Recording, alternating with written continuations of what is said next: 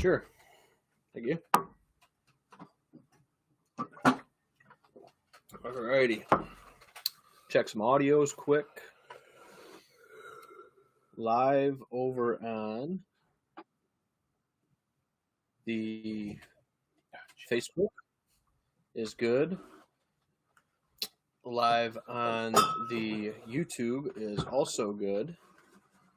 And we are back, everybody. Whitetails and Whiskey, episode number 16. It is? Number 16. Because 15 was the 15 knob last week. 15 was the 15. So, knob. The Infinity Bottle. Getting pretty close. Getting pretty full. I think episode 20 is going to be our Infinity Bottle giveaway, which is every whiskey we've done. You think you got 4 more shots in here? I think so, because we took a little sampler off of it tonight before the show to see how it's kind of doing. It's a little harsh, but there's a lot of different stuff going on with it. It's not bad. So, not too bad for a blend of everything in there. And I mean, there's even some kind of flavored ones in there. Got the 2 bird dogs, a Crown, which is kind of vanilla-y. There's a lot of different kind of flavors in there. So, we'll see. And we'll let it age up and try to figure out how we're going to give that away to a lucky listener. So if you guys have any suggestions for a giveaway, contest, any of the above for the Infinity Bottle, pretty good stuff. And like I said, we figured we'd do one every 20 or 25 episodes and keep it rolling with it. Closest guess to the next Bills game. Maybe. But tonight, we are doing one that is kind of a collectible, I guess you could call it, of sorts. It's got some different stuff going on. Did a little research on the key and stuff like that. It's got a bunch of stuff going on with it. Yes. So tonight, we're trying the Blade and Bow, and we haven't tried this yet. We added it to our Infinity Bottle already for the podcast. And what this is this has 5 different numbered keys. So you got to go out there and actually go hunting, not just for this bottle, but for one of the keys for the bottle. How many keys are there? 5 keys. 5 keys. So, and what it is it's called the Key Club, and you get a VIP tour of the Stitzel Weller distillery there. And it's made by Weller. In Kentucky. It's made at the old Stitzel Weller distillery. Yeah. Yep. So, a lot of history, a lot of rich history with it and stuff like that. I think they bought it. Oh, probably going to butcher this. I did a little bit of research on it today. The 2000s, I believe, Blade and Bow bought the old Stitzel Weller distillery. And then they came out with this Blade and Bow. So 5 keys to collect. This is key number 3, if anybody's wondering. I also have a 5 and a 4 up there. So we'll see in the next couple years. Might be able to track down a 1 and a 2. And you're going to take me on a vacation to go to Stitzel and Weller. Well, we're going to have to for the podcast. Don't tell Hannah you're taking We're going to have to go to the tasting rooms and see if we can run into Jimmy Russell and go to Stitzel Weller and maybe try to kill some whitetails in Kentucky. I mean, I think that'd be a pretty good... That'd be a hell of a vacation. Pretty good vacation. A little rutcation, whiskey tasting, mm-hmm. Rocking and rolling. So we got a good little pour here tonight for the Blade and Bow. So... a little spicy, not too much going on.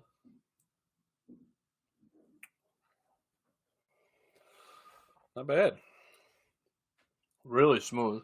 It's smooth, but it actually, like you said, to the smell, the spiciness. You almost get the spiciness and the spice kind of carries, and the spice is actually kind of holding. Some of them you just get that like flash in the pan. You want to call it like a, I don't know why I want to say paprika, but pepper, or it's kind of like a. Getting some pepper. Like a burst of flavor right off the bat there. Yep. And I'm still getting kind of steady flavor with it almost. I'm getting it like on the back of my tongue. Yep. So, yeah, not a bad one. Like I said, just not a whole lot going on with it. I mean, it's like you're tasting this, tasting that. Like with the Infinity, you get almost a little bit of everything. It almost kind of overwhelms you a little bit. It just kind of goes... There's a lot going on. A lot of different bottles. It wasn't bad, though. No, that wasn't bad. Yeah, and this one's not bad either. Like I said, I'm always a first kind of sip to see how it goes, and then the second one will see if there's anything that changes with it, but.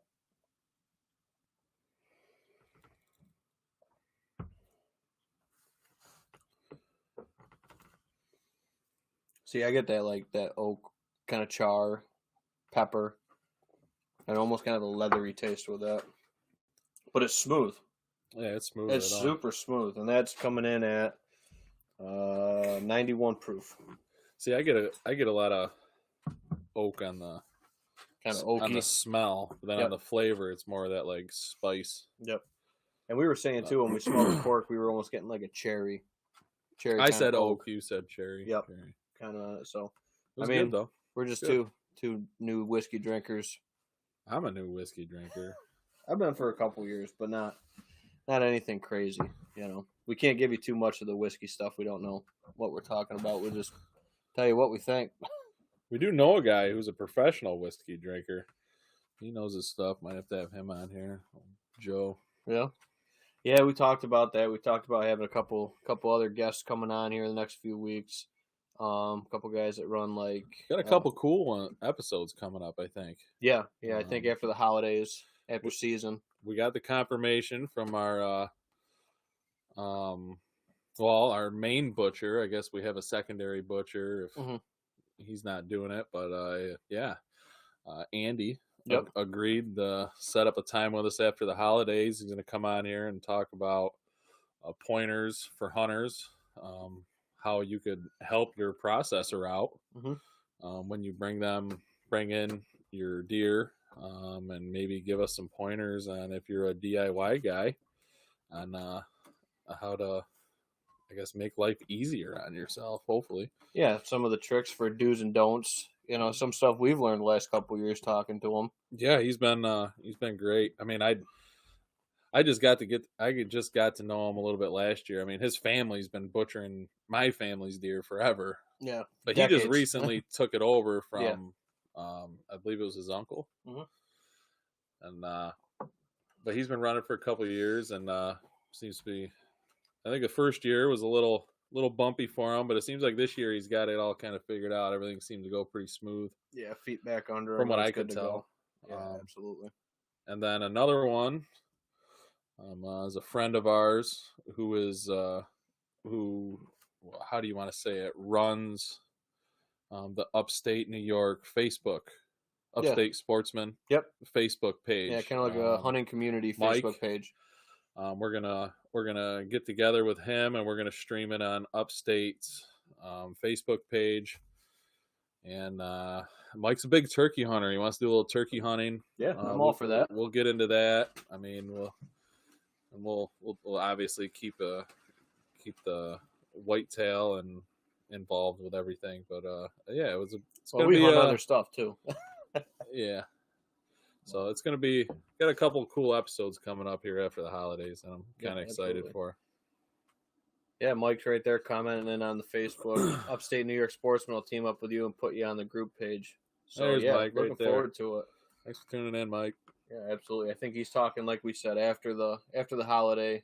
Everything's kind of busy. I mean, even tonight was a little bit of them moving pieces around. Trying to fit this one in, but because it's still season. But Christmas coming up, it's always a busy time. So, birthday shout out to my cousin Christina, who turns 30 today. She asks, "What's a good recommendation for a whiskey to drink on your birthday?" Depends on what the bar's got. Yeah, I mean, it all kind of depends. There's some really good, I guess I don't know what you and how you want to drink it. Do you want to mix it? You want to drink it rocks? Do you want it on the rocks? Do you just neat like we kind of do? Do you want to do a shot? Yeah. I mean, I guess it all depends on how you want to drink it for the.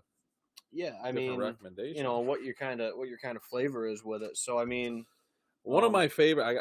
This actually brings up one of my favorite shots to do at a bar is a pickleback.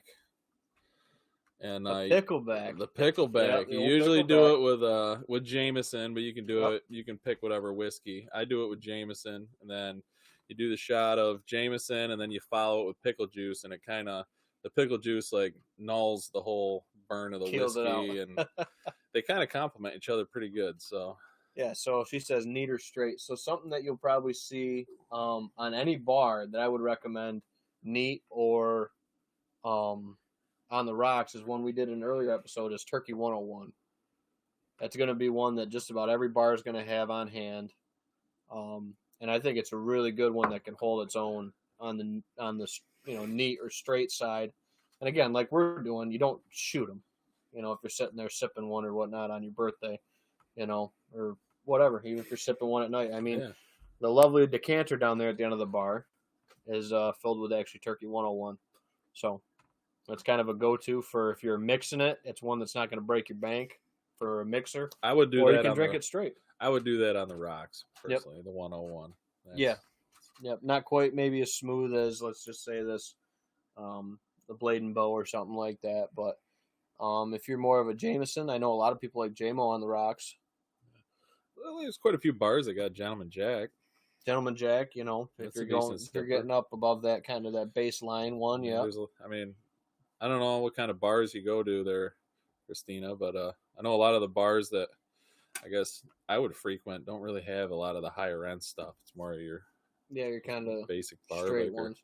But again, if you got one that and this is probably my favorite one that I'm drinking right now, and I actually turned my dad onto this, and I got 3 oohs when we pulled this one out. Ooh. Different is what he kept saying. Elijah Craig small batch for the price. This one, if you're just getting into whiskey or if you've been into whiskey for a while, you probably had it. But this has probably been my go-to for the last couple days anyway, for sure. It's one I really enjoy. But hopefully that helped you out, Christina, and happy birthday. It is Christina's birthday, right? Yep, Christina's birthday. So happy birthday. Yeah, and when you're here, you'll have, don't tell my wife, but 50-some to choose from if you want to try them. And we can try a whole set of flight. There you go, blowing yourself in. Hannah heard it. Yeah, oh well. Some of them I might be a little reluctant to open, but that's okay. But, yeah, so thanks. And, so I think she's coming over next week, too.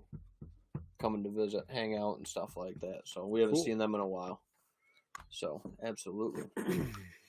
Mike's giving the big thumbs up. Deer, turkeys, etc. Absolutely. I feel like we got. Gotta love it. Looks like it might be. Nope. But yeah, so I don't know. I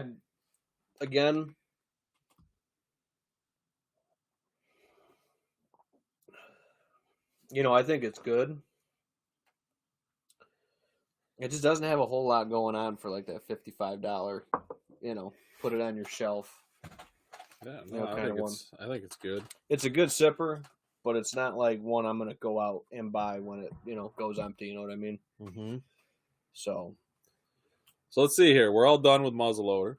Yep, the first muzzleloader, I guess we'll call it. First muzzleloader. Southern Zone. That's all over with. Mm-hmm. And honestly, for anybody who's still running trail cameras, now was a good time before Christmas to sneak out there and maybe move a camera, pull a camera, swap a card out, whatever you're doing. Now is a good time to let your spot sit for a couple days and all that, and check and see what you got going on. Yep. And then I believe the holiday hunt starts the 26th, the day after Christmas. Yep, which is where you tagged your buck last year with the muzzleloader. The day after Christmas, I got beautiful 8-point. Yep. Yeah. That was we talked about that story on an earlier episode, but but I used, and then we talked about this on the last episode, is that a lot of people don't know, is that your regular season tag is an either sex tag in the late season. Correct. And it's also an either sex tag in the holiday season. Correct. Where I tagged a bow buck last year. So I used my bow muzzleloader either sex tag. And by being able to use your regular season, my regular season tag, I was fortunate enough to go out on a 1-day permission and get that nice 8-point. Yep. I think he hit widespread. Was he like almost 22? He was 21 something It is spread. 21 and 6 or 7/8. He was almost 22 inches inside. Yeah. He was Really nice buck. not very tall tines, not a lot of mass, super wide, and he wasn't broken at all. And again, 1 day permission piece. 1 day permission, and we hunted. It was snowy, it was cold, and I know we talked about this before, and you get them snowy, the weather front days with some precipitation. You want to hunt more of the proteins or the high carb, the corns, the beans. Yep. If you're hunting acorn flats, maybe acorn flats, the timber. If you're hunting in the timber, more of the nutty. The nutty areas. Yep. That will you'll definitely see a little more success around that on those worse weather days for sure. Yeah. Bo's been our legislative update every show. So thank you, Bo. He said the holiday hunt actually got vetoed on the governor's desk. So the opt out. I'm assuming. So that's the opt out per county. Yeah, I think so. They're just going to let it go statewide. I think so. I think that's what Bo's saying, because that's what the proposition was to make it a county by county decision. So yeah, Bo says yep. So yeah, that's statewide. It's on. I mean, whether they change it for next year, that remains to be seen. I think this time was just a little bit too late in the year, I think, to make that happen. I think timing-wise, I think you could see it happen like they did with the youth season. Now this is now we're talking, the county opt-out, right? Yeah, the county opt-out, yep. So the holiday season is still going on. It was just the proposition for it to be a county's decision to have the holiday season or not got vetoed. So it is on statewide. Yeah. For the southern zone. Sorry, I believe southern zone only for the holiday. I'd have to look more into check your regulations book for the specific WMUs to see if that qualifies for the piece you hunt. So, and then Eliza, my wife. Yep, shout out Liza. Shout out to Eliza. She had 2 firsts this year. Eliza had 2 firsts this year.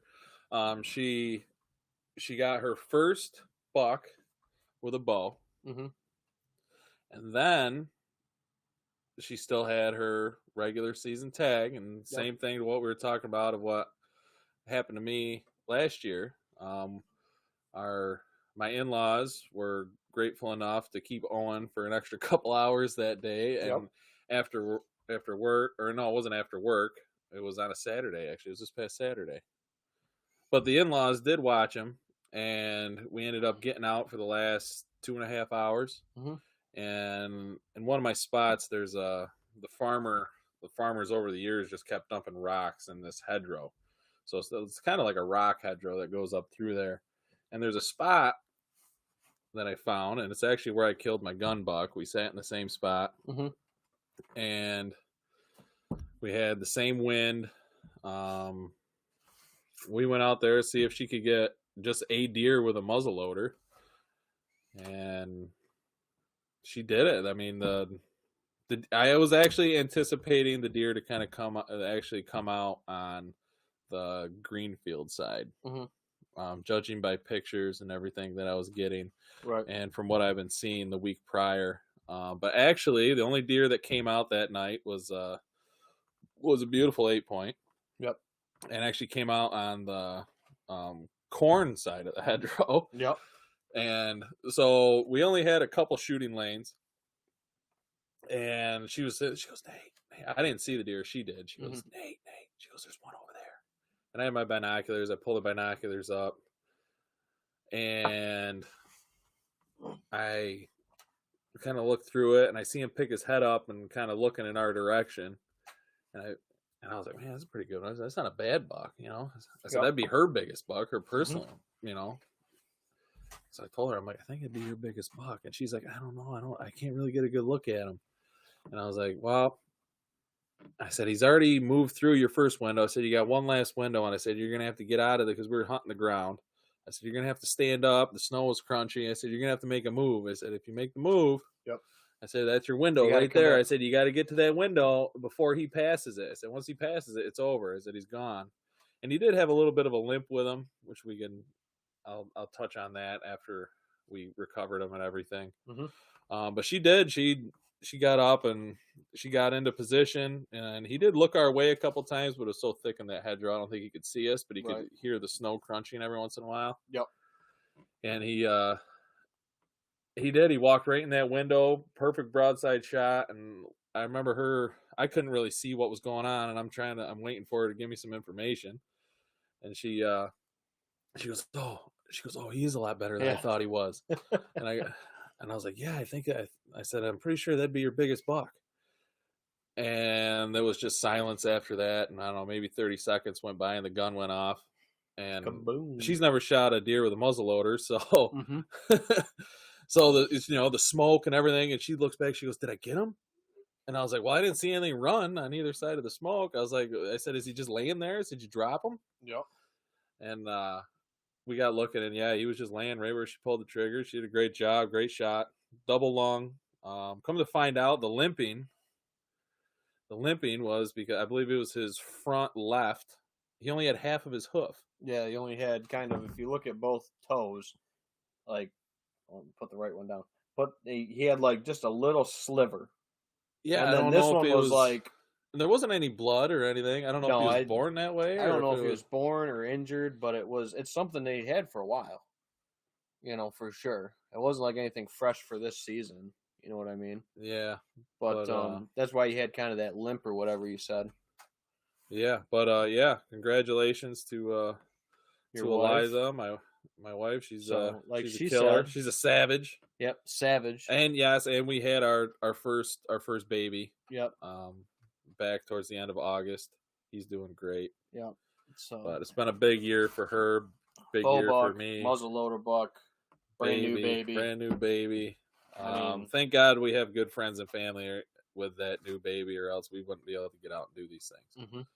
Absolutely. So everybody's saying congrats to Liza. So shout out Liza again. Yep. Liza's killing it. My wife's a savage. I married a savage. There you go. So there's another congrats, Liza. Mike says, Bo, show us where you see that. Don't see it anywhere. I don't know. Usually when they veto stuff down and it never got like put into the veto or, dismiss it or whatever, it usually won't get any press coverage because a lot of times it was never an accepted proposal in the first place. Well, I mean, it's a little too close to the season now. I mean, if it did get vetoed, I think it would almost have to be for next year. I mean, things were already kind of... Yeah, it was set and printed, again, Bo. Bo is our legislative and current events. Bo's live on feed. It. Bo's on it.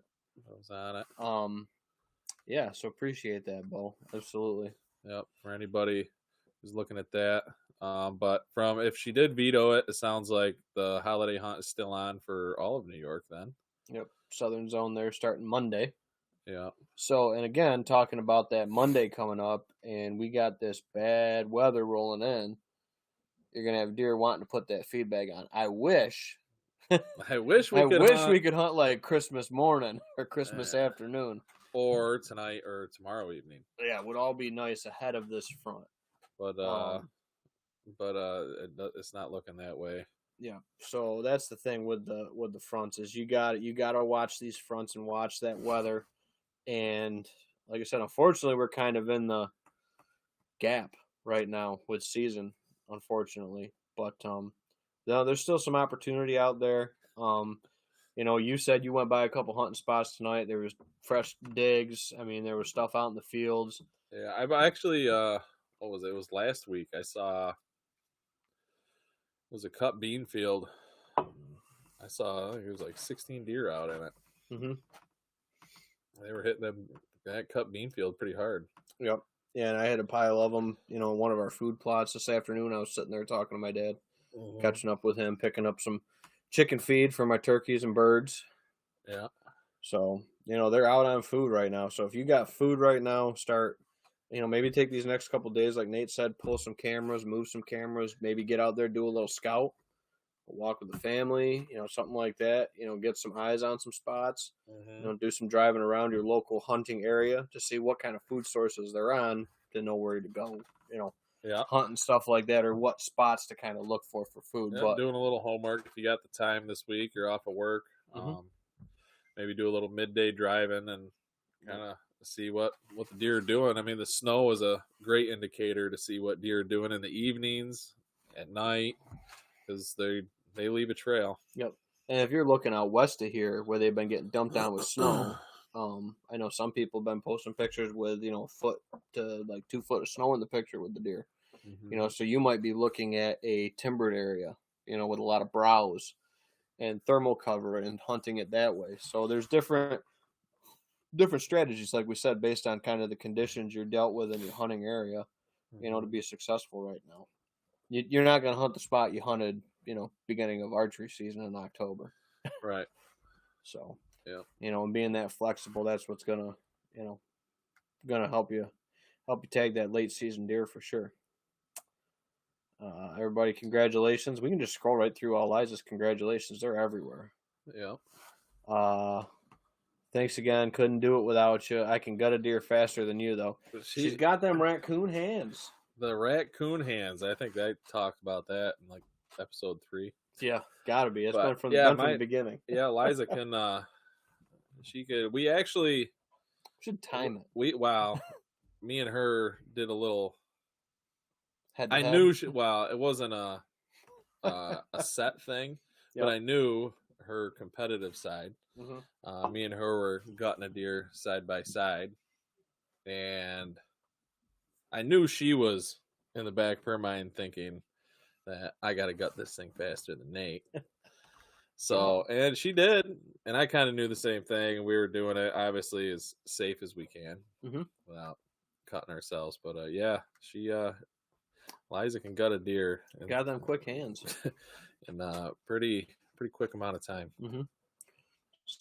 So Bo posted a article about snowmobilers not happy about the new holiday law. I know in our region we don't have that much of a snowmobile what do we got now? Trail system. 2 inches. Yeah, I mean my parents got a little bit more. You get up, closer to Lake Ontario, and I'm sure west of here, out Wyoming County and stuff like that. They got some, they get some good dumpers because of just the way it holds off of Erie, and then obviously the tug and stuff like that. But a lot of the northern zone doesn't have holiday season, so But yeah, so I mean that's part of it. But snowmobilers at the same time, they'd be upset if they had snow on Thanksgiving and they couldn't ride because of deer season because the trails weren't open yet. You know what I mean? Yeah. It's it depends on the year. I'm not a snowmobiler, so I guess I don't really guess that's a good point to bring up. Yeah. About, I guess a different hobby and how it would conflict with ours. Yep. But I've been out hunting and had people on horses go by and had people on 4-wheelers I've go had by. people go by on snowmobiles on neighboring pieces. I mean, as long as you're safe and you're aware of your surroundings and you're aware of what's around you, I don't really think there'd be a whole lot of conflict with the snowmobilers. I think more up north, I guess, if you're up in the Adirondacks, I guess Tug Hill and Old Forge and those places, and you're hunting around the state land up there. Yeah, which I believe a lot of that northern zone now is done. So again, that's open for this time of the year. I think they end on, I want to say it's like the 10th of December, something like that, maybe. It was like a week or two ago, I think. Again, I don't hunt northern zone. So the veto was just for the southern zone holiday season. Bo comments in, you western state guys, in my opinion, you're going to start seeing a lot of guys from the east go to your neck of the woods. There's a lot of buzz and people interested in hunting the western part of the state now. I could definitely see that. I mean, we've over the last 15, 20 years, I mean.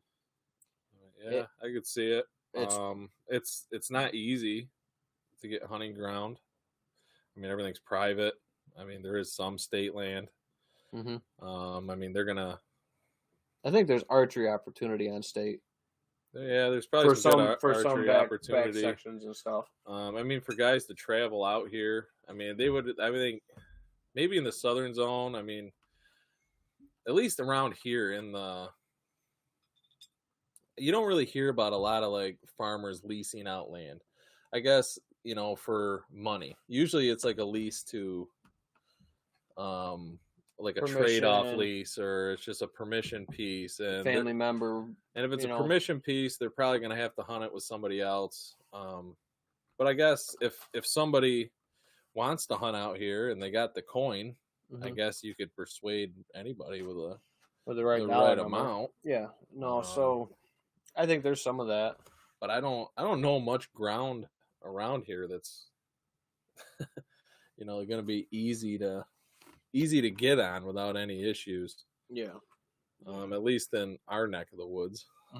No, I think that's going to be part of it. But again, there's a lot of this stuff out there now where, it's pretty easy to find out who owns a piece. You don't have to go doing a lot of door knocking that you used to have to do 10 years ago either. With some of the apps and stuff like that. So yeah, and Onyx is great for that. If you're looking at property lines, pieces, owner information, some of that stuff, it can point you in the right direction pretty quick. But again, I guess my big advice is, you're going to be told no. I've been told no on pieces before. Oh, yeah. So, and that's the thing that, maybe it's, you got to knock on 100 doors to get that one yes. You never do know. Making phone calls. I mean, a lot of, I'm going to go back to our regions, our region of where we hunt. I mean, they're not publicizing, land for lease. I mean, I think that's more of like, I know we're called the Southern Zone, and I guess the DC's map. But if you actually get towards the southern tier, like towards PA, I feel like there's more leasing opportunities.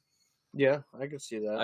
I see a lot more of them being some timber-owned properties and stuff like that. Stuff like that you can lease. The Finger Lakes region is so broken up into private parcels.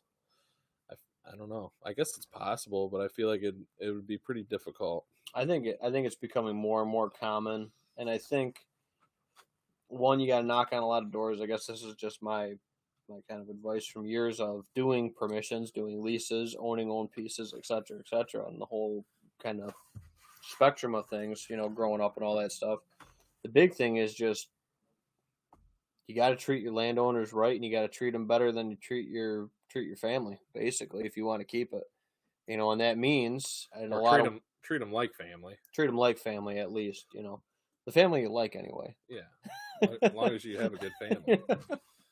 But no, so like like stuff like a holiday Christmas card goes a long way. In these small town families and stuff like that. Sharing your harvest. Absolutely. Offer to them.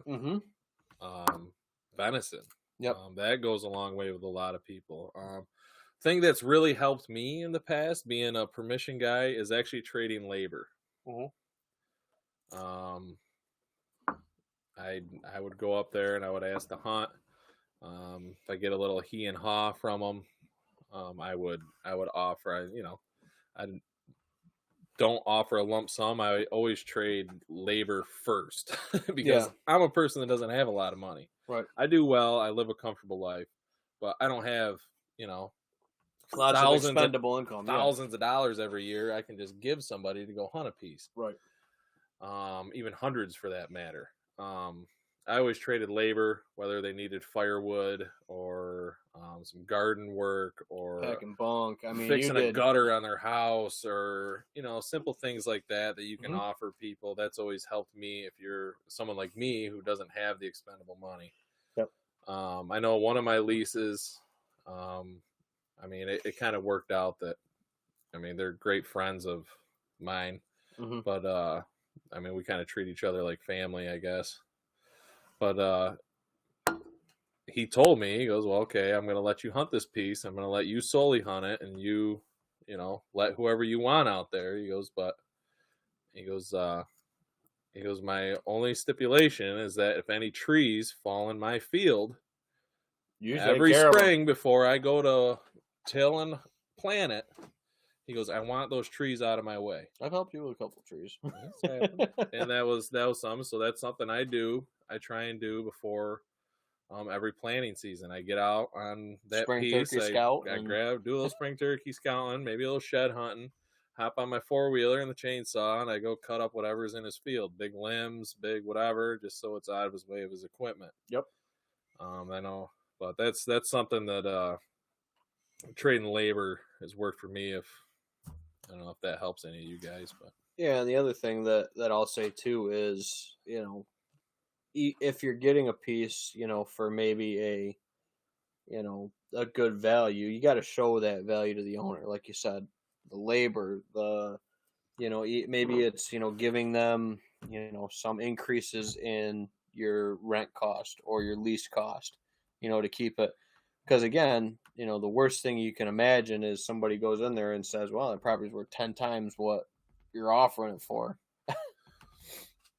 And that's how we've lost out on pieces, stuff that was the standard for years or whatever. Just some of these lease prices now have gone up immensely. It's ridiculous for some pieces. So, I'd say give them a fair thing and ask them what they think a fair value would be for the piece too. Again, treat them how you want to be treated with it, and you'll have a better relationship because of it. Mm-hmm. And it'll help you keep more pieces for longer. Yep. There's definitely a few pieces I wish I could have had back over the years. Yeah. I've hunted some nice pieces over my my tenure or whatever you want to call it. But yep. And then, another example is a different farm I hunted a while back.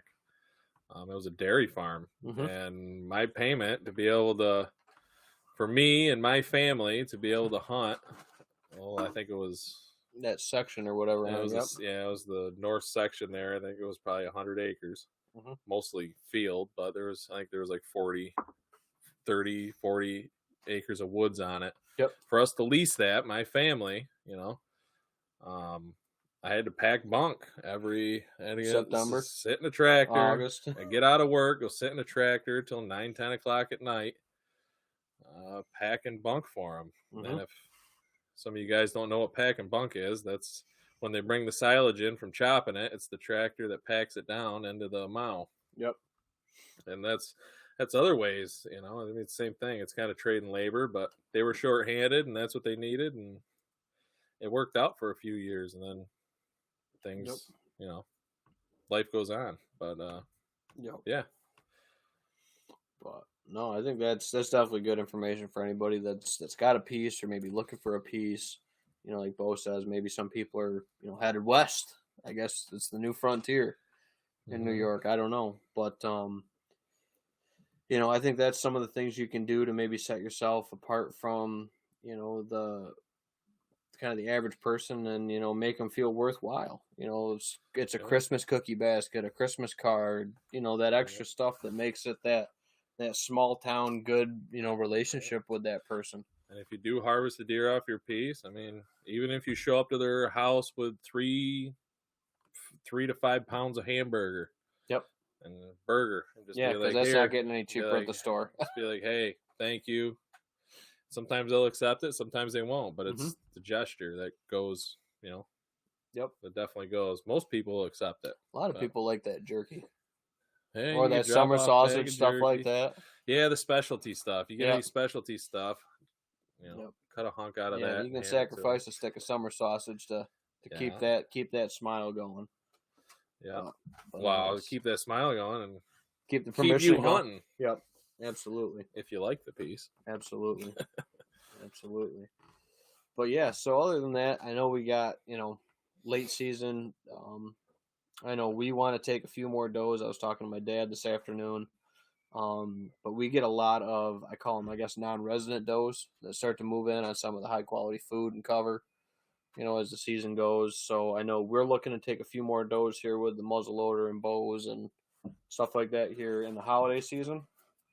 But the big thing that I tell everybody is the first thing I usually check when they get to the farm is making sure they got a good set of optics, because it's not out of the question to have a shed buck right now either. It's possible. Yep. So, couple things that I kind of look for with those kind of shed bucks and those antlerless situations would be kind of head shape.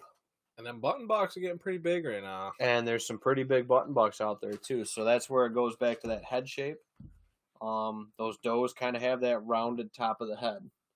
You know, those bucks will have kind of almost like a flat look between where their pedicles are or where their antlers were. Button bucks will have that kind of flat look across the top, not so much rounded. I'm guilty of it. Yep. And I mean, you know, at some point or another, you know, kind of kick the dirt a little bit, but yeah, when you find them, you're like, yeah, damn, it's happened. I mean that. If you haven't shot a button buck, your time's coming. I guarantee you that. But you know, so just looking them over good, looking at kind of the way the deer are interacting with each other on the field too. Interacting. Yep. Kind of the loner is going to be the button buck, going to be the shed buck, going to be that kind of stuff. Bucks always kind of walk with a different posture also. I mean, yep. I know when you're driving down the road and a deer crosses the road and you're like, that looked like a buck. Well, I'm not looking at his antlers. I'm just looking at the way that deer moves. Yep. Like if you watch a buck and a doe move, the buck, the way he postures and his cadence and everything is different from a doe. Absolutely. That's something you can kind of pick up on. Yep. Yeah, so Bo says another problem with the holiday hunt is shed bucks. It depends. Obviously, you have high stress stuff like an injury, was shot, hit by a car, injured in a fight, stuff like that, going to cause stress. Yeah, they're going to be shut out. But as a majority, a lot of deer, at least in the southern zone where we are as well, you know, where the holiday season is, it's going to be January, February. I mean, February for the most part. On camera that hold into March. Yep, as have I. But I mean, at this point, usually smaller bucks. But I would say, especially with kind of as temperate of a fall going into winter as we've had too, I don't think a lot of bucks are going to shed as early, maybe. So, yeah, I mean, we really rarely have a shed buck, you know, this kind of early before Christmas.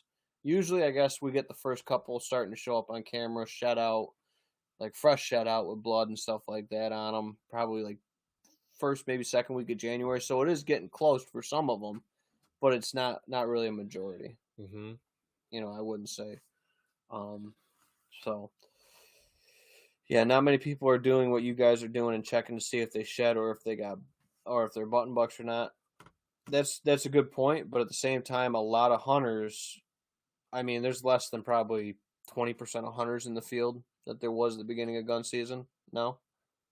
Yeah, and most of them 30%. Most of the guys that are out there in late season with muzzleloader or bow are probably your more experienced hunters. Probably dedicated. Your more hardcore. Yep, more dedicated guys. Yep. Brandon, yeah. The meat's always good. Yep. I mean, it's your tag. You're right. I mean, things happen, but yeah. I mean, I got friends that are meat hunters. Mm-hmm. They go out there and anything that moves, they shoot. Yep. Do I invite them out on my favorite pieces? No, but I'll go on a buddy hunt with them on, you know, a spot that I don't have as much or whatever. I mean, I still respect it, but you know,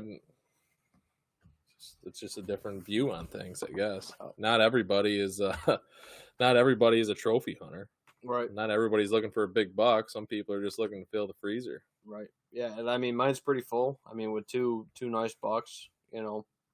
I mean, I put just short of 200 pounds in the freezer with 2 deer. That's a lot of stuff going on with. Yeah, I got no problem with meat, but I think I do want to take another doe or two, one for kind of our herd numbers, and kind of also, I'm really trying to get this summer sausage recipe right. Your last batch was pretty good. That last batch I came up with was pretty good. I think what it was missing was like a little bit of, you know, like some of that high temp cheese. I think we just put that recipe about spot on with that summer sausage. So just adding that little extra water to it, I think, did it. Yeah, I did try a little bit more water with it this time. It's just I know last year's was really dry, and then this year it just seems to have that Nice little balance. more Nice moist balance to it. consistency. Yeah. So Yeah, I got a hold of my aunt because I do still have um, my a DMP, mhm. and she said she would like a whole deer. I mean, I don't need any more meat, but I like to either reach out or if a family member gets a hold of me and says, "Hey, I would like a deer for the freezer. I haven't been able to harvest one myself," or different life situations happen. Mhm. So kind of was in contact with her, and she said she would like one. I think I'll try to get out and see if I can put a doe on the ground for her. Yeah, and the other thing is too, if you're fortunate enough to take multiple deer, you know, try to spread it out across, maybe more than one property you hunt, or maybe go take one, on a state piece or something like that. Don't just hammer everything off of, one piece of ground, and then the next year just throw your hands up and be like, where'd all the deer go? Right. So you have to also kind of make that conscious management decision with it, where, hey, maybe I shouldn't shoot 3 deer over here because just because I got the tags for it doesn't mean I need to shoot it. And then kind of wonder where all the deer went in the neighborhood. Well, that also depends on the deer population in the area. Yeah, it's all relative. I mean, if you're hunting a piece and you got, I don't know, 13 deer Yep. all in one picture on your camera. Yeah. I mean, Right. you're probably all right to go out there and harvest another doe or Yeah. or whatever. But if yeah, I mean, if you're hunting one of them spots and you're in a little more high pressured area and you're only seeing whether through your camera results and what you're seeing out in the field, you're only seeing maybe 2 or 3 The same deer. 3 does every time. I mean, maybe not go out there and smack them. Yep. Yeah. So, you just kind of got to use your best judgment the best you can with it. And like I said, this time of the year, depending on your property, food source, etc., and that's where you might have to change your tactics a little bit, or look at different food sources, or not, hunt the same way you hunted in October, because that's not going to work for you to consistently have success. You're going to have to look at situations and adapt and evolve, and kind of learn, and sometimes learn as you go with some of it. But looking at those situations is going to help you long term. But again, that long term starts with right now. If you're not seeing the deer, or have shot maybe a couple more than you should have, or whatever it might be, kind of take that into consideration when you're trying to make that happen late season too. Mm-hmm. Because there's some pieces like my lease piece, for example. I could go over there, but I've done a little scouting and there's just no deer over there. So go to your spots and scout a little bit. And what we touched on earlier, I mean, if you do, like I said, if you do have some time off, mm-hmm. especially a couple days prior to Christmas, go. Now that you got snow on the ground, just do a drive by and maybe glass the snow out in the field, or if are there deer actually coming out there and feeding out there, because Right. you'll see them. You'll see their dig spots. You'll see their tracks. Yep. And not that 55 mile per hour scout. We're talking pull over, pull the binoculars out, and kind of scan the field and see where the tracks are, because you'll start to see it if there's deer feeding relatively in an area, or like we said, maybe go walk around the edge of a timbered area and see what kind of traffic you got around it and stuff like that. Those could be the hot spots for this time of the year.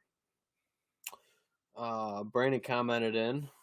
Long comment. I gotta click the see more button because I can't see it all. Wow. Essay over here. Alrighty. So that's another thing about the tags, the number of deer taken. Back when I was in college, our professor told us that the state issued on average anywhere from 600 to 800% more tags than the estimated population of deer. So yes, just because you have them doesn't mean you need to fill them, especially on a management standpoint. On top of another state ratio, for every 1 tag filled, 6 people go without filling a single tag. That's a great point. Like we said, with some of the data crunching that we did with the state numbers that they release, you're looking at 47% of people taking a deer.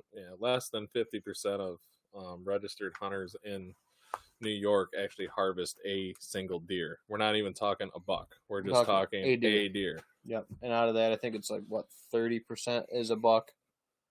3 out of 10 hunters kill a buck. A little less than 30%. Yeah, slightly lower than 30% kill a buck.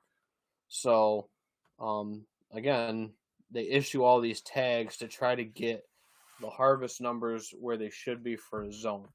And that doesn't mean that zone is the same for every property in that zone. You and me hunt 2 very similar WMUs, but we might manage those with what deer we take very differently. There's some years, dude, where we've gone out and we've punched, 7, 8 doe tags in a season, on a single piece of property. And then there's other years we shoot 1, 2, none. It just kind of depends on what we're seeing, and that kind of goes back to that rule of 5 that I use. Yep. Or that rule of 4 maybe that I've said for some clients that might not have as high a deer density. Where you can comfortably take 1 out of 4 and keep that population fairly stable, with the regular, I guess, predation rates and stuff like that, and normal winter survivability. So, but yet they include the holiday hunt in the entire southern zone. Yeah, so I mean, eastern part of the state, I know that's where Bo's at. He's talked about that in the podcast and stuff like that with us. So the eastern part of the state, I will say, from working with that from a consulting standpoint, is drastically different. Once you hit, I guess, probably Syracuse, there's kind of a zone in the Catskills, I guess you'd call it. Syracuse, and then once you get west of Syracuse and along Pennsylvania border, you kind of have a zone in there where it's almost a different kind of properties, different kind of landscape, different deer populations, all that stuff like that too. So I do agree with Bo in some sense that not necessarily an opt-out, but it should be more of a, probably a consolidated, I guess, in some situations. Like it should be almost WMU specific. And there's a lot of states that do that it's zone specific or however they break up their state. So I think in some areas with lower WMU, I think would be a little easier to manage than a county. Yeah, absolutely. So, so the DC really looking at WMUs based off of deer population. So WMUs are divided by typically roadways, water bodies, county lines. It depends on what WMU it is. And then they manage those management units, those deer management units, WMUs, with the specific populations they estimate on that WMU, based on harvest, based on bow hunter observation data that they gather from volunteers and stuff like that. That's how they gather their approximate deer populations. They used to do flyover surveys in some areas. I don't think they do a lot of those anymore because of the cost of them. Winter flyover surveys. So there's a lot of stuff that they do to try to crunch these numbers the best they can. But like we always say, and it also is the law, guys, report your tag, report your tag, report your tag, so that the DEC can have the best numbers that they can possibly have, so they can make the best management decisions, for the WMU and for the state. I don't know. I think that's kind of hits the nail on the head. But they're not including the whole southern tier for the holiday hunt. Why?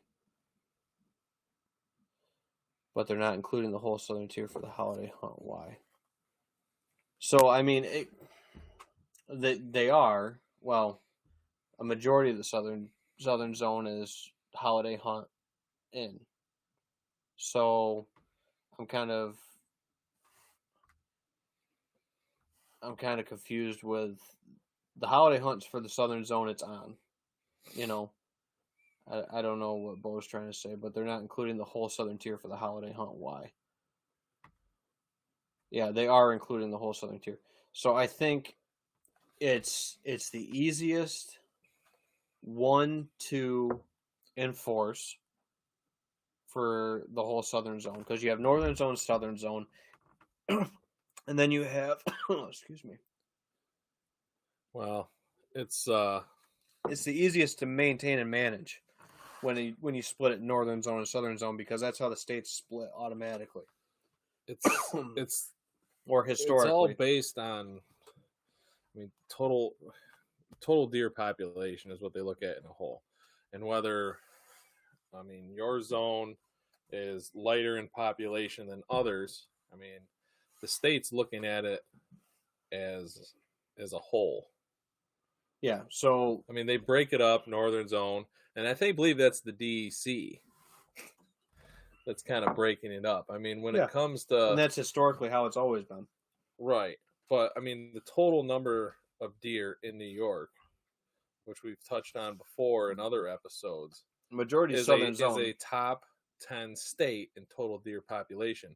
And I know because I hit a deer and I talked to multiple collision companies, and we're talking insurance companies, and who runs the world? Insurance companies. So deer collisions are through the freaking roof this year. I hit a deer, I can't get my truck in to get it fixed for 2 months out. Little bit of because of they can't get the parts, but it's an older truck, so they just go get a used one, fix it up, and slap it back on there. Mm-hmm. But these numbers and what they're doing aren't going to change when it comes to, they're going to add, all New York's going to do is they're going to give you more tags, and they're going to add more seasons. They're trying to get and get the deer numbers down because of the amount of money that it's costing them. Mm-hmm. The deer are actually costing. I would agree that that's a piece of it for sure. But again, like we always say, you guys got to report your tags. And I know, based on, numbers, they estimate only it's like 50% of people report their tags. Estimated. That's their estimated number. That's their estimation based on. And that's the best we can go by. Yeah. We don't have any other data elsewhere. That's the baseline estimate, is based off of what gets turned into the processor. Your processor takes in 100 deer. We'll make it simple. Opening weekend. And only 50 of those tags get called in that they already checked. That's their 50% reporting rate that they slap across the board so they can get these numbers as accurately as they can. If they just went off of what was reported, you want to talk about dealing out more tags? You'd watch those numbers skyrocket what they give out. We'd be pulling 4 doe tags on the first draw for some of our zones if that was the case. Because it would double. To try to get to that number, you'd have to double out permits again. So. But that's a tough topic. Mm-hmm. Because, I mean, if you look at all the different avenues and everything, I mean, New York is never going to base it, have a big priority into the deer management. They want less deer, in my opinion. Yeah. So they want the higher scoring. They want the revenue they get from the hunters. Mm-hmm. They want that. They want the little bit of money that all of that the hunters and everything contribute and give them. Mm-hmm. But they want that money, but they want it without the cost of, deer accidents. Yep. More deer population, more deer crossing roads, which means more cars got to get fixed, which means more money insurance companies are shelling out. Right. No, absolutely. Good point. So, I had a comment come in from Dallas. Don't like the holiday hunt, don't hunt it then. Imagine being a kid who can only hunt weekends all year and then having a chance to hunt that week. Tremendous opportunity. My daughter is really excited next year when she is 12. So I do agree that it does give us another, what would that be, another weekend? Mm-hmm. So if you're talking, you got 5 weekends to hunt, you get another weekend, that adds another 20, 30% to your season. It does. It does give more opportunity. I will not deny that. And for some of us, I'm all for the holiday hunt personally, because if my buck tag isn't filled, You know, with let me rephrase that. My I still have a buck tag in my pocket, and I still have nice bucks on camera. Mm-hmm. I still want to chase them. I think anybody would. I still got mature bucks out there Mm-hmm. on camera. I still want to go out there and chase them because I got a buck tag. Yep. I want to adjust my I strategy. want as many opportunities as I can get to go harvest that deer. Yep. It's my personal choice on what deer it is. What deer I shoot. Yep. It's not necessarily, you know, I like the holiday hunt because it gives me that extra opportunity to go, or like Dale said, to go out with your kid, or you hunted hard all rut, and you're serious about it, mm-hmm. and you didn't want to spend the extra time, no offense to the younger kids, they're learning, but fumbling and bumbling around the woods were the beginner, mm-hmm. because you want to get so these early seasons and these late seasons, I feel, are, to Dallas's point, a good opportunity to get youth out, or a good opportunity to get an inexperienced hunter out and show them a little bit of what we do and what we're all about. Yep. I mean, what deer you put on your tag, that is completely up to you. Yep. No, I agree with the extra opportunity. And again, like we've said with this, I'm going to agree to disagree, but also kind of agree with some points, is a northern zone, southern zone split might not be the right decision. But again, just because a county might opt out, what we saw with that opt-out with youth seasons is specific counties, I might be wrong with this, but Erie County or out near Buffalo opted out of the youth season just because of political reasons, not because of the welfare of the wildlife issue of the youth hunting season, but the politics side of it, which is where you get that conflict of interest with that opt-out. I think that opt-out needs to come from the state going, okay, we need to grow the deer in Zone 8, Region 8, which isn't the case for most part, but we'll just use that as the example. We need to grow it in 8, so we're going to shut down the holiday in Region 8 or specific sections in Region 8, this season, based off of what was taken or what wasn't taken. Mm-hmm. I think there could be more of that, but as a county opting out, I mean, you could have Wayne County opt out, okay, but that shuts down, let's just say, probably 3 different WMUs or partial WMUs, because you got J, F, and there's one more in there. H? Or H maybe is still maybe Wayne. I know we're 8J and 8F. No, H I think is. So you could have. Bristol So area. If you shut it down on a county's not a WMU. it overlaps. So you could have them shut down multiple WMUs or sections of WMUs because they shut down a specific county. So I think it should be based on the numbers coming into the DEC, not necessarily the county official that's sitting behind a desk that might not be a hunter or have any interest in the hunting of it, and might be solely making that decision based on politics, is where I have an issue with it. For that county opt-out. Yeah, I mean, that's my 2 cents on it. But most of the people running the state, I don't feel like are big sportsmen. No, Not New York. And a lot of the stuff with it. So, I mean, this is all just kind of. I mean, this is just like a revolving wheel here. It's unfortunately, we live in a state who doesn't prioritize, our sports, our hunting as a whole, the sportsmen as a whole. Yeah, really. So again, I mean, they do put, I think, as little effort as they need to into it when it comes to these things. But I think as a state, and the majority of it, I mean, it's all based around, money, and that's it. Right. So we had a couple comments come in. Brandon says if they don't report their tags, then the quota won't be met for that season, meaning that they won't issue more tags next season. Yeah, but at the same time, if they're also doing, like we said, spotlight surveys, aerial surveys, stuff like that, and they see a large amount of deer numbers in a WMU, they might still issue more tags. So it's kind of a catch-22. Just because you're not filling those tags doesn't mean that the state's going to be like, oh, we need to issue less because they're not filling them. Right. And then Brandon also says no one forces you to pull the trigger. Absolutely true. It's still your tag, your choice on it. Mm-hmm. So Dallas says all management decisions should be made by the DEC. I think they absolutely should be made with the best sound wildlife management objective, that they can be. 100%. Bo says, I still want to know what was the reasoning behind the DEC implementing the holiday hunt. Was it opportunity or population control? Population control. See, I differ with that.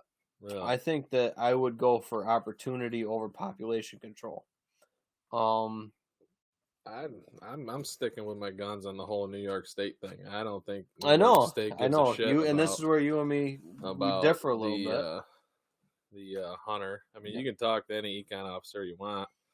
They're probably going to tell you that they're doing the best they can for you, but I think New York State as a whole does not really care, right? Yeah, for it. I think it's population control, and I think it has to do with money. That would meaning insurance companies, and the main focus in New York is New York City. Right. Go to any southern state. You tell them you're from New York, they think you're from the city. They don't even know that there is any other part of New York. No, that's true for sure. And I've been in some of the southern states and stuff like that, but I think it's more of the opportunity side of it, because also the hunting opportunity is not what it was 20, 30, 40 years ago, like you said. With the opportunity, and not necessarily time opportunity, what they're trading is time opportunity for land availability. If you follow what I'm saying with that, 20, 30, 40 years ago, you could hunt a country mile without running into a piece where you weren't allowed to be. There's a lot more land opportunity availability to, I guess you'll call it, the everyday hunter.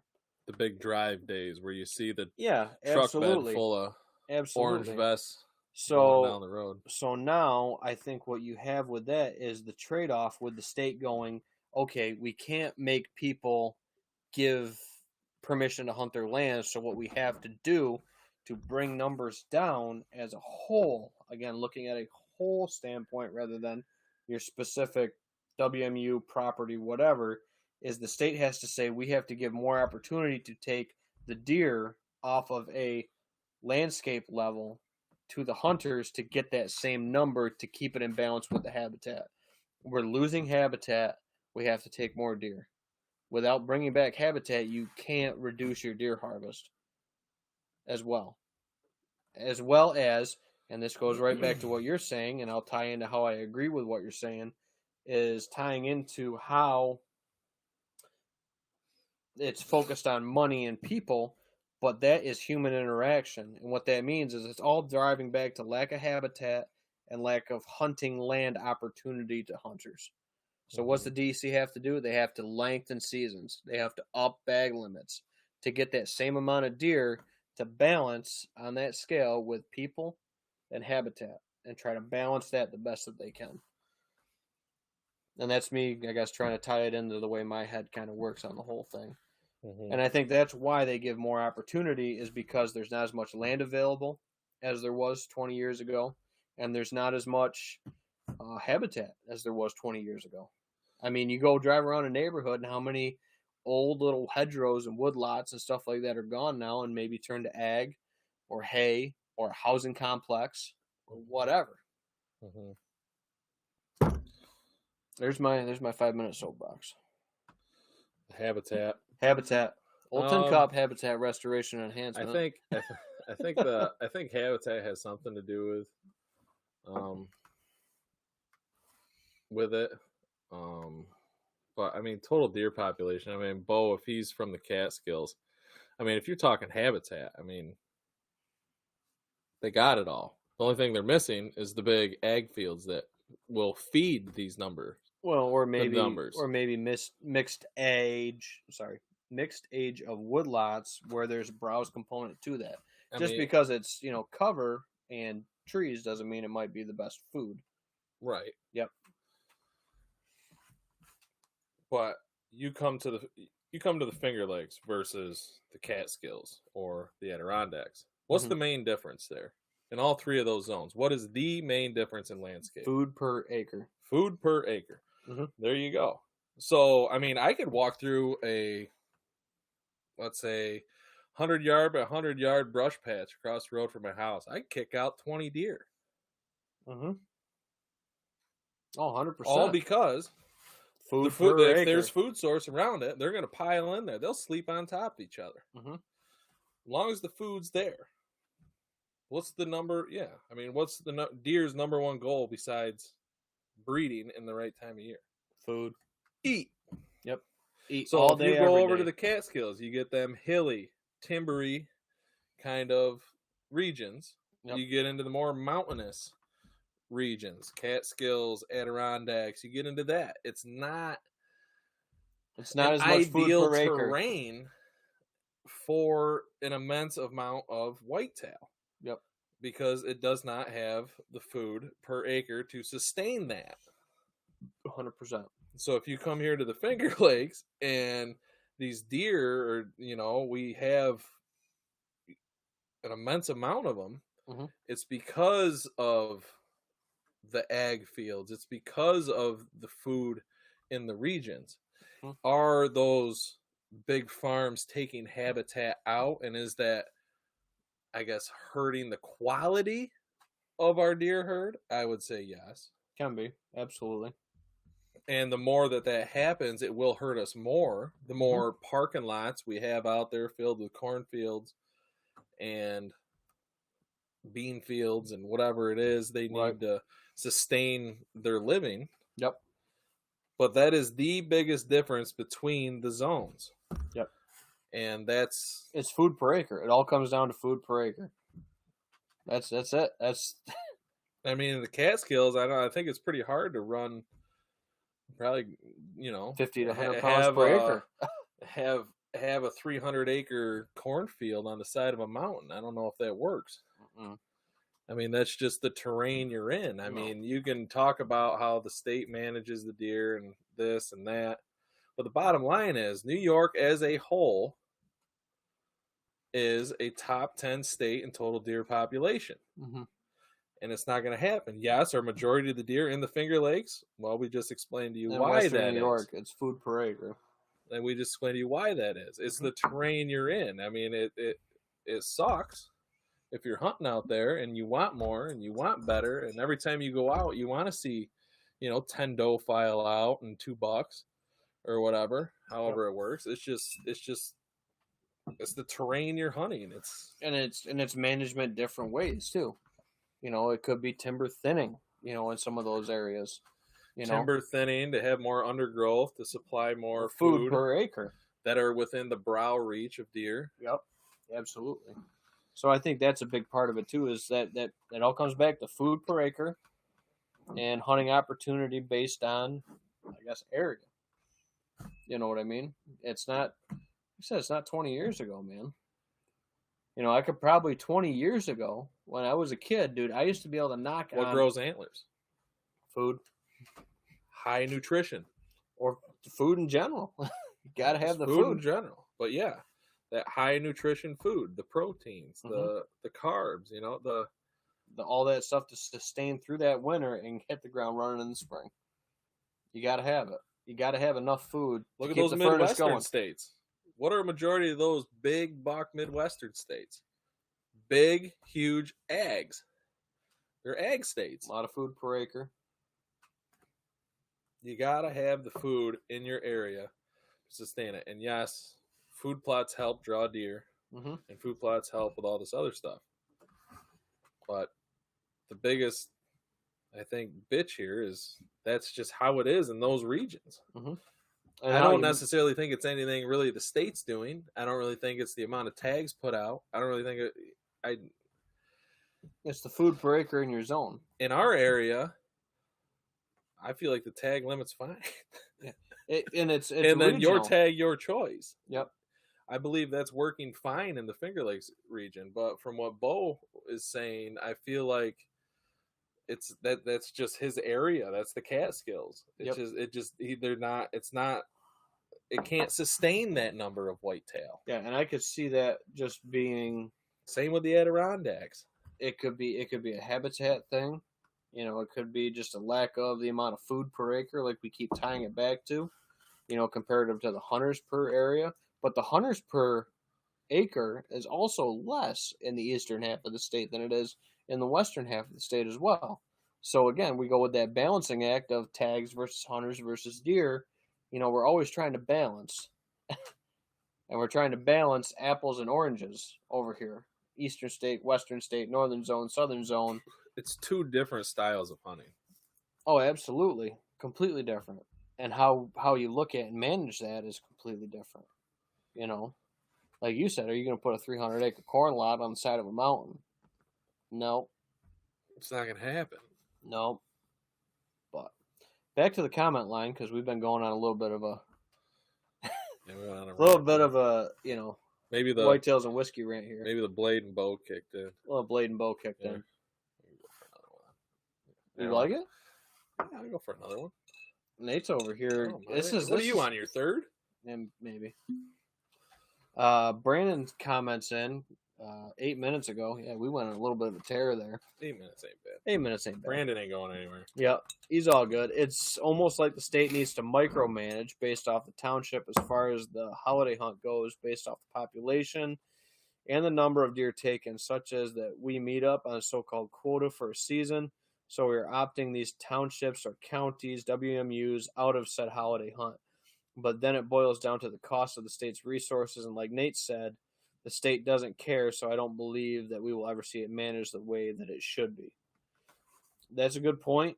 I think it all comes down to, like you said, the level of care, or the level of care relative to the employees or the man hours to do that. If you're looking at it on a town-by-town basis, it's a lot of labor, a lot of people, a lot of hours to do that, and the DEC just doesn't have that budget line or that amount of manpower to do that kind of stuff. So I agree with a lot of those comments right there too, for sure. Bo comments in, how much more opportunity do we need? The DEC has allowed within the last 20 years October 1st bow opener. So earlier seasons, youth seasons, during archery season, moved to Saturday, allowed rifles into southern zone, crossbows allowed during archery season, holiday hunt added, the list goes on. And yes, the DC have given hunters more opportunities. I agree with that. Like I said, it is very regional though. To look at that with the opportunity thing, a majority of opportunity has been added in the southern zone. Northern zone is already slanted toward earlier season for deer harvest with the way they set up their season, based on their kind of habitat. And I think the state, as they get more data, as they get more information, can start to make some of these changes and stuff like that going forward. A lot of the stuff you have to add a little piece or take a little piece away and kind of see how the numbers react with it, to see if that's the right way they want to move going forward, or if that wasn't the best choice. Because a lot of this, like we said, is you have to try A to see if you get the result you want, and then pull back A when it doesn't work, or push more of A. I think that's what it is. And I think the opportunity is directly related to the amount of opportunity of hunting area based per hunter to get more hours in the field. I think that's the biggest reason that they're adding season. I don't think it's a money thing necessarily. I think it's just a matter of a hunter now has less opportunity, and we'll put it in quotes, opportunity than another hunter did 20 years ago. Mm-hmm. Because I could, when I was growing up hunting and trapping and all that stuff, dude, I could literally walk probably 600 to 800 acres small game hunting and trapping and all that stuff. Not necessarily deer hunting because I wasn't old enough to deer hunt back then. But you could just about walk block to block and hunt, fish, trap, whatever, and not have any issue. Yeah. So to get that same number of harvest, you have to lengthen the season because the area that each hunter is allowed is shrinking per hunter. What's the main reason of that? Habitat loss. This actually ties into the next comment. Okay, good point. So Craig, so I apologize if it's not Craig, but Kreg. I just pronounce it Craig. I don't believe the car insurance thing. State Farm, Geico, big companies are all across the USA. New York has one of the longest seasons, but not even close to the number of deer car collisions. I haven't looked at the data to look at that side by side. Right, but he's talking about car insurance. These insurance companies insure way more than just auto insurance. Mm-hmm. And this also goes back to, property insurance. Talking, why can't you hunt a lot of people's property? Liability. Very good point. You look at the broad spectrum of what all the Geico or State Farm, like the broad spectrum, everything that these companies insure and cover for us. Mm-hmm. What is their number one cost output that they put out every single year in an area or in a state? Mm-hmm. I guarantee it's auto, and I guarantee it's animal hits. You think? Yeah, but again, like you also said too, the liability thing, hunter opportunity is also shrinking because, like you said, is landowner A going to let you on their land to hunt with a firearm and put up a tree stand and all that stuff with a Sue Happy society that we have nowadays? Again, hunter opportunity shrinking. Hunter opportunity shrinking due to insurance. We'll tie it back. We'll tie it back to agree. I'll give you that. I think it's opportunity as a whole. And I think I haven't looked at the numbers, Craig. I know I got a little carried away there, but I do believe that probably the number one cost year to year for insurances are probably animal accidents in cars, deer hits, dog hits, you name it. It's animal. They'll combine it all into a whole. Throw liability suits on top of that. Shit. Boom. Where are we at? Brandon had a comment in there. Not to mention the yarding concept when deer move out of the mountains, knowing that the food will become scarce and move to thick in certain areas depending on how hard the snowfall is becoming, and back to lack of food sources available. Absolutely. Yarding is huge in high snowfall areas, low food per acre areas. You're going to see congregation of deer into areas with higher food availability. Mm-hmm. Seasonably. Absolutely. Good point right there. So a lot of times right now, this time of the year, we're seeing an influx in population that we don't have at any other point during the season, but the late season or winter months, on some of the properties, the way we manage them and stuff like that. So that's a very good thing that we get some kind of a yarding on some of our properties based on the food availability, cover availability that we have. We pull a lot of deer, and we pull especially a lot of antlerless deer this time of the year, does and fawns from neighboring pieces, because they're going to slot in on food and just fucking stack on it. Yep. Always do. So Craig said, I did a few searches on states like Ohio, Kansas, Iowa, biggest deer states. He said it's also Craig. We got it. Gotcha. Insurance and crop loss. That's another one for farmers and stuff like that too. In high deer. Yep, high deer density areas. A lot of, I've had farmers tell me, "Oh, good, that's one more not knocking down my stalks of corn or whatever." Mm-hmm. Insurance on crop loss is something else taken into consideration. Craig says, right landowners don't like Sue Happy people. Absolutely. I think that's a big part of it. And then when they're giving people permission, how do they know if you're a Sue Happy person or not? Right. Yes. Bo comments in, Ben, you're saying when you were able to hunt that 600 acres, you were more successful than you are currently with less acreage. So that's kind of You hunted 600 acres? Well, I said when I was growing up, small game hunting and trapping, I had Oh. access to probably 500-600 acres. Oh. So I also at that time wasn't big game hunting too. So it's tough to say. Well, you weren't born with the knowledge that you have No, now. absolutely. I mean, So when you were 10 years old out there trapping, learning, or 12 years old, 13 years old, because we couldn't hunt till we turned 16. yeah, So when you were, okay, we'll say 14, 15 years old. yeah. When you When I were was out, 14 years when old, you were running a 14 trap years line old, with running a Tony trap line, Giuliano. you did not have the knowledge No, and the know-abouts of,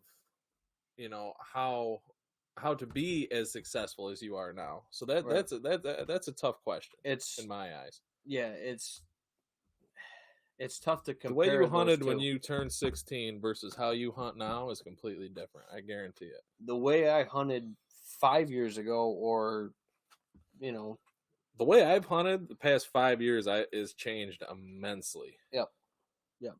I 100% would say if I was hunting that 600 acres now that I used to be able to like small game hunt stuff like that, You'd be more different successful. story. You'd be more successful But than it's what you are now.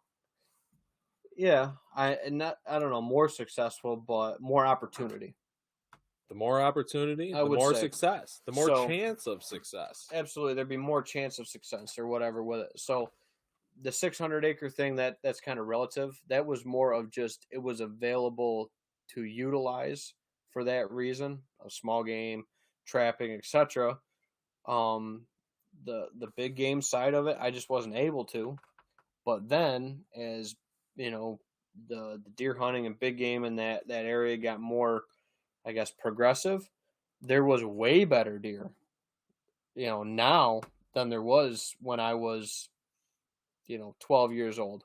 The last 15 to 20 years, I guess we'll call it, the deer age class, antler score, whatever you want to call it, in that block neighborhood, gone through the roof, man. It's not like it was back 15 years ago. It just not. The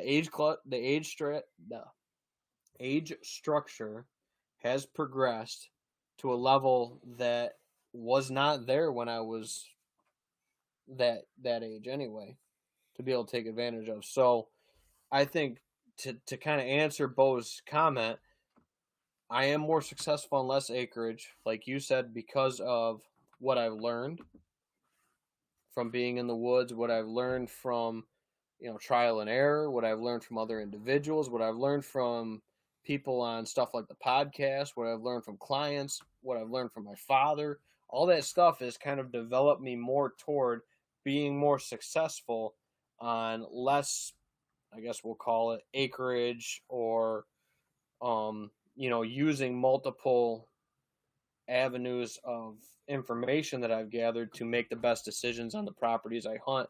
So with less acreage, you can make it hunt better or make it hunt bigger than it is, so to speak. And I think I found a lot of success in that. So I would honestly say that I am more successful with less right now than I am with the 600, based on my knowledge and based on opportunity on that 600. But also to tie into that, the way New York hunters have grown the past 10 years way different. As letting that 2.5 walk, letting them get 3.5, 4.5 years old. I mean, just as a broad spectrum, I think the last 10 to 15 years has changed. The opportunity for everybody has grown. Absolutely.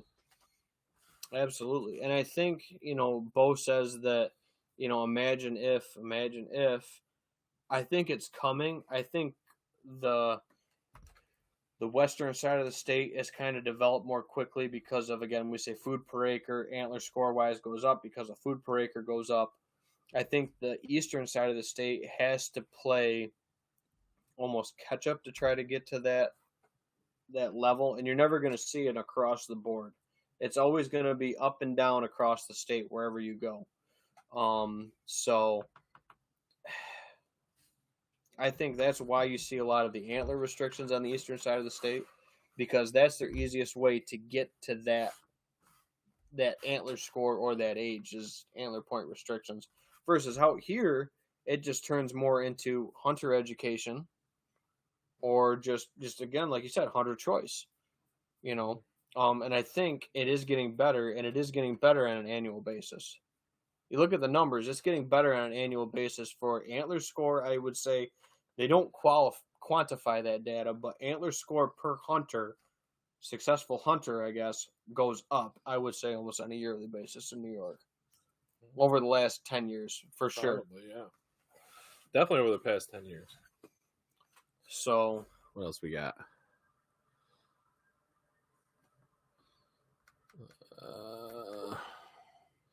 So Craig says, I've had 2 landowners want written contracts of not being responsible for any injury or liability. I don't blame them.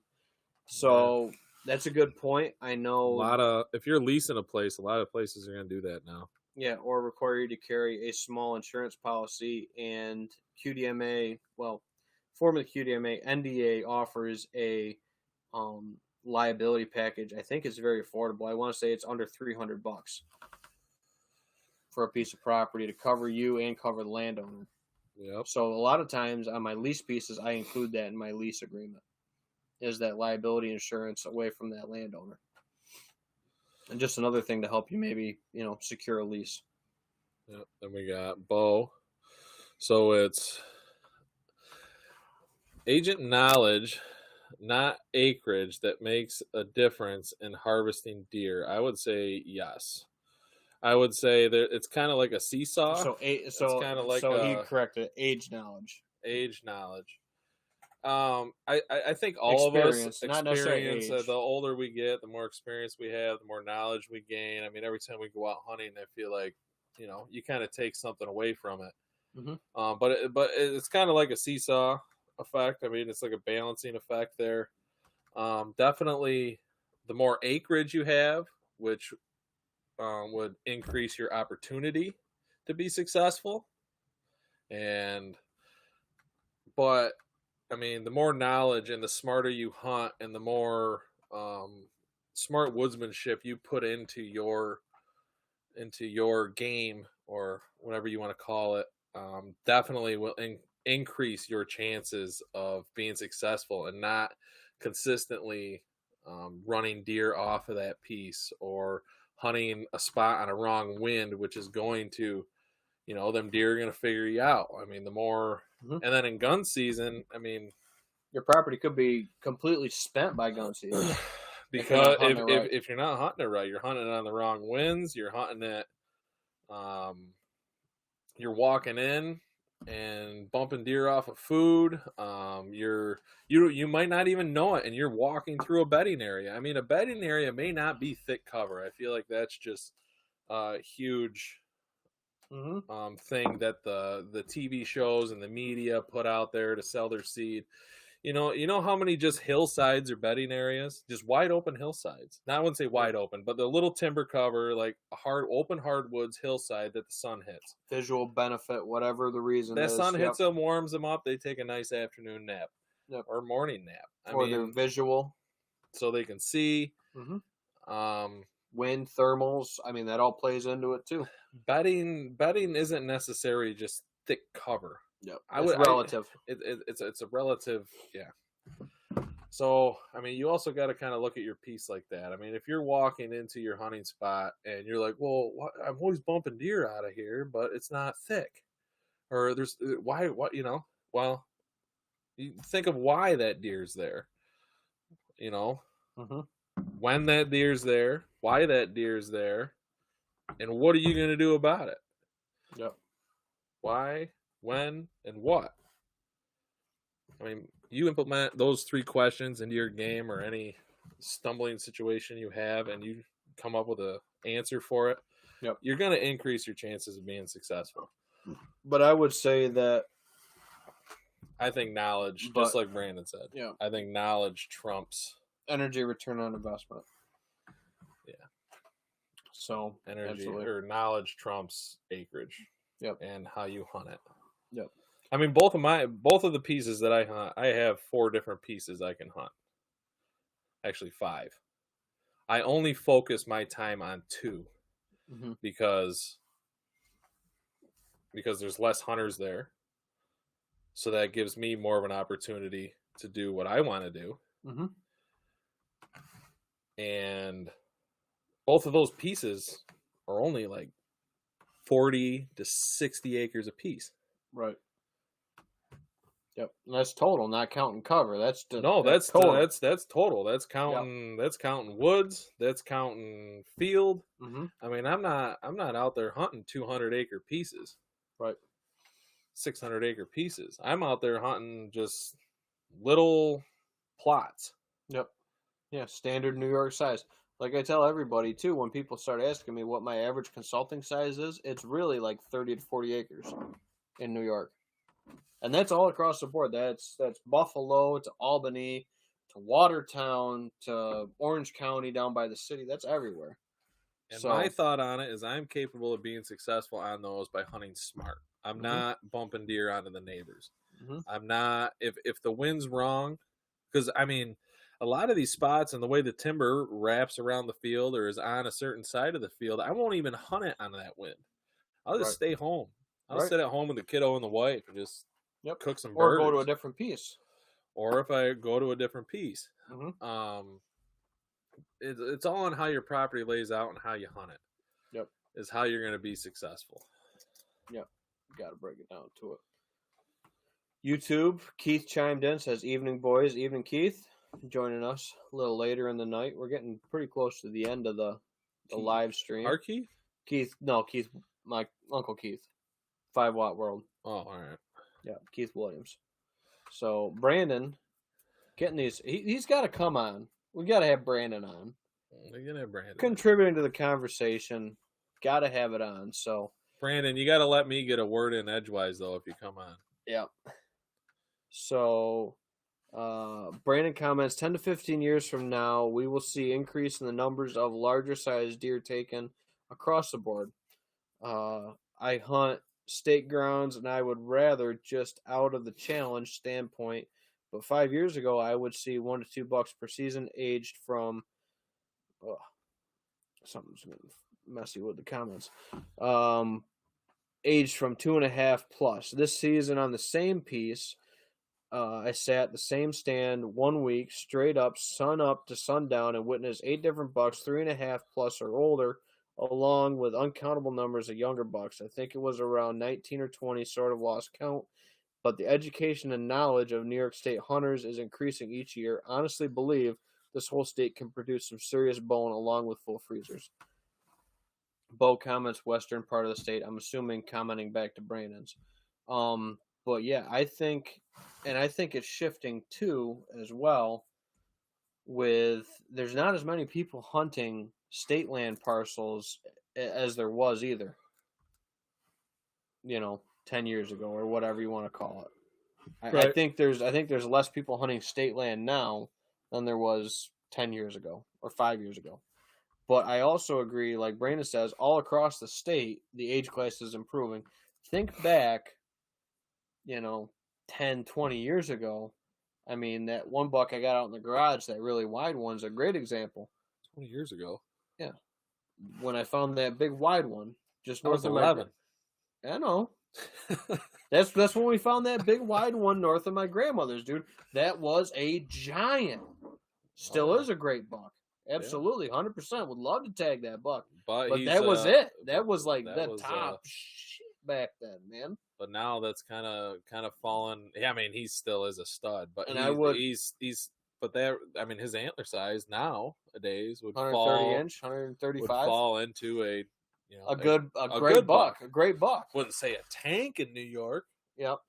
In some areas, but a good buck. Yep. And I think that age class. I think that age class is progressing. Bo, I need to move. Come on out the Finger Lakes, Bo. Yep. I'm a real estate agent. I help people buy and sell land all the time. But no, I think it is improving, and this is again, we're looking at it from a very small lens. We're looking at, like Bo says too, we are in the Western New York lens. We haven't hunted Catskills. We haven't hunted really outside the Finger Lakes. I've worked in the Catskills. Mm-hmm. I've worked in the Adirondacks. I used to do professional fireworks. And I would do shows all over the Catskills. I would do shows all over the Adirondacks. And I mean, those are my experiences out to those places, minus vacationing here and there. Mm-hmm. But yeah, you definitely don't see as many deer as you do as if you were driving through the Finger Lakes. No, and it's definitely food per acre. Like we said, it all boils back to food per acre. And that's what supports them. I mean, if there's no food, they can't eat. They can't survive. You got to cover more acres. And they got to cover more acres. So yeah, it boils down to the food per acre. Yeah. So in the Adirondacks, way more hunters on state land. Thanks to the hunting public and Adirondack trackers and other people Thanks to the hunting public think they are northern. So like I said, it's a different culture almost. Western New York Southern Zone versus Eastern, Southern Zone. Those damn hunting public kids had to make state land hunting cool again. I agree with the laughy face there. Yep. Yeah. I mean, the hunting public guys, I mean, they're good at what they do. It's fun to watch them. Mm-hmm. Yeah. I mean, but that's what those guys are doing full time. I mean, do those guys have a family? Do those guys? Well, some of them do. Do those guys work a full-time job plus support a family plus do what the average guy is doing? I don't think so. Yeah. So it's all relative. I mean, if I could travel to every state and hunt public for a week in a state and then go to the next state throughout each season, I feel like eventually, I would be successful in one, and I'd be able to post a video, and people would watch it. But the bottom line is that's just not realistic for the average guy. And I mean, I guess my idea of this podcast is to try to relate to the average guy and make him more successful and make him better. That's my idea of what you and me are trying to do. Yep, and have a little fun in between with some whiskey. But yeah, I mean those big stream guys, the hunting public, I just don't feel like it's realistic to the average guy what they're doing. Most guys can't leave their family for weeks on end to go hunt public land somewhere. Yeah. Guys can't leave their job. Most guys only get 2 weeks vacation. Right. It's just not realistic. I mean, So and then if you got kids... so Bo, that's my take, Bo, and I think it was Craig up there that mentioned the hunting public guys and some of the other big guys. Yep. Yeah, I mean, if you can hunt full time, all of us could be superstars. Yep. But the bottom line is we're out there and we're trying to get the best deer we can with the time and the energy we have to put into it.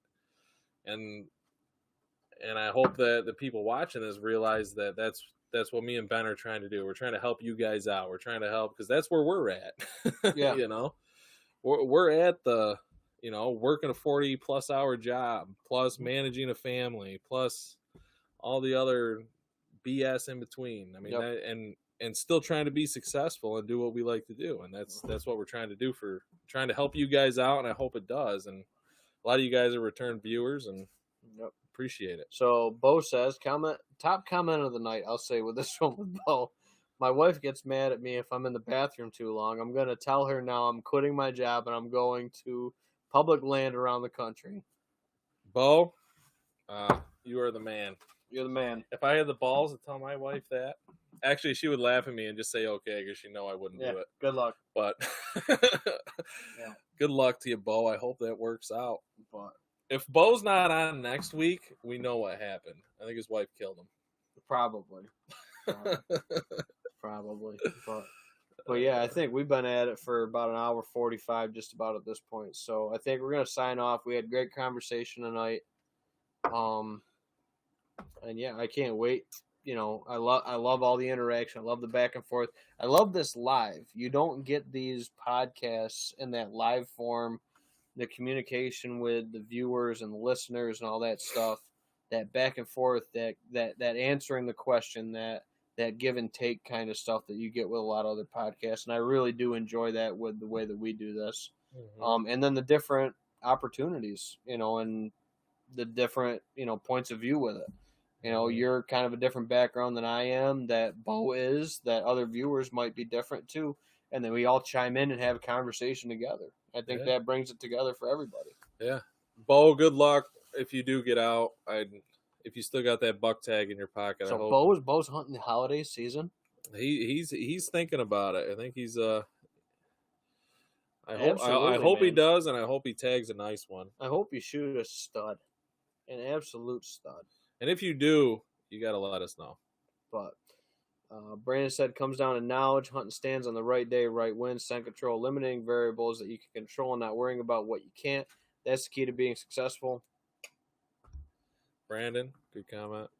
100%. Aaron said, good podcast, guys. Get it done on the holiday hunt. Aaron, you too, man. Good luck. Aaron, if you still got your buck tag, I hope you hope everybody hope out you there, tag if you 'em. still got one, tags one. I hope you get one. I think the holiday hunt's fun. Yeah, no, I enjoy it. I took advantage of it. What has it been? Past 2 years they did it? Or is it This will be just the second. This will be the second? It was last year. Yep. Yeah. So. Well, I guess the first year they did it, I took advantage of it, and it worked out for me. Yep. So, thank you all for tuning in. We'll catch you next week. We're doing next week, right? Next Wednesday. Yeah, because it's still season, right? Still season. It'll be the so, last so the episode dates, in season. The last episode in season. Then we might break it up a little bit. We Yep. might only do 1 or 2. Yep. Have some guests on. Yeah. Travel some places. So the See some holiday people. season is the 26th to the 1st. 26th in the Southern Zone. Next Monday, the 26th through the 1st. Next Sunday. So pretty much 5 p.m. on the 31st. It's done. Or is it actually on the 1st? You can hunt the 1st? On the 1st. All right, so I was mistaken. On the 1st. Yep. So you can't hunt the 2nd, but you can hunt the 1st. Oh, all right. So anyway. The big one will be at your stand on your camera in a second. Absolutely. So Merry Christmas, everybody. Great point. Happy holidays, because this will be the last one before the holidays, too. So, yeah. Good luck, everybody. Merry Christmas. Wish you all the best of luck on the holiday hunt. Enjoy family. Drink some whiskey. Tolerate the in-laws, everything else. Yep, tolerate the in-laws. All that good Not stuff. my in-laws. I love my in-laws. So we'll catch y'all next time here at the bar or wherever we're tuning in for the podcast. Hell yeah. See you All right. guys. Take care, guys.